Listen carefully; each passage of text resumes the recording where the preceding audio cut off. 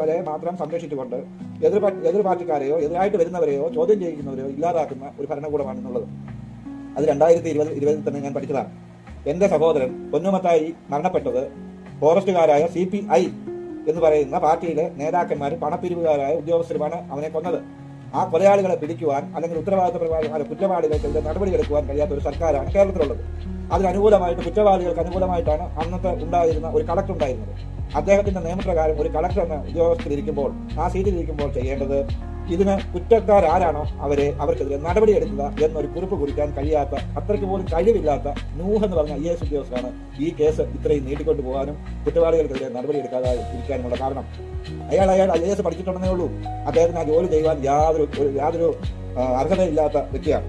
അപ്പൊ ഈ കാര്യങ്ങളൊക്കെ ഇറങ്ങിത്തിരിയുമ്പോഴാണ് സാധാരണ നമ്മളെപ്പോലുള്ള ചെറിയ പൗരന്മാർക്കൊക്കെ ഈ കാര്യങ്ങൾ ബോധ്യമാകുന്നത്. പിന്നീട് ഞാൻ അന്വേഷിച്ചപ്പോഴാണ് നമുക്ക് എന്ത് പരാതി ഉണ്ടെങ്കിലും സാമൂഹ്യനീതി വകുപ്പും അതിന് വേണ്ടതായ രീതിയിൽ ആ കാര്യം പരിഹരിച്ചു തരുന്നില്ല എന്ന് വീണ്ടും ഞാൻ അന്വേഷിച്ചപ്പോഴാണ് എനിക്ക് മനസ്സിലാകുന്നത് 3 മാസം മുഖ്യമന്ത്രിയുടെ ഓഫീസിൽ പരാതി കൊടുത്തതിന് ശേഷം പിന്നീട് 3-4 മാസം കഴിഞ്ഞ് നമുക്ക് വരുന്ന മറുപടി ഈ പരാതി ക്ലോസ് ചെയ്തിരിക്കുന്നു. ഇവർ പരാതിക്കാരനെ അന്വേഷിക്കുന്നില്ല. പരാതിക്കാരനോട് ചോദിക്കണം, എന്തെങ്കിലും രീതിയിൽ അന്വേഷിക്കണം. ഇത് എന്തിന്റെ അടിസ്ഥാനത്തിലാണ് നിങ്ങൾ ഈ പരാതി തന്നത്? ഈ പരാതിയിൽ എന്തെങ്കിലും തെളിവുകളുണ്ടോ?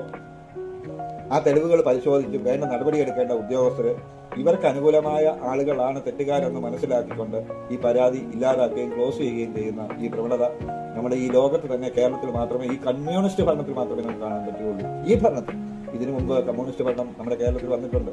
നമ്മളൊക്കെ നല്ല രീതിയിൽ സന്തോഷമായിട്ട് വീണ്ടും കമ്മ്യൂണിസ്റ്റുകാർ വോട്ട് ചെയ്യുവാനൊക്കെ നമുക്ക് പ്രേരണ തന്നിട്ടുണ്ട്. EMS ഉം ES ഒക്കെ. അപ്പോ ഈ ഒരു സർക്കാർ, പിണറായി സർക്കാർ എന്ന് പറയുന്ന സർക്കാർ ഈ കേരള ജനങ്ങളെ കൊള്ളയടിക്കുകയാണ്. അതേപോലെ തന്നെ പരാതിക്ക് പരിഹാരം കാണാത്ത അത്രയ്ക്ക് കഴിവുകെട്ട ഭരണ മന്ത്രിസഭയാണ് ഈ പിണറായി സർക്കാർ എന്നതിന് തെളിവ് സഹിതം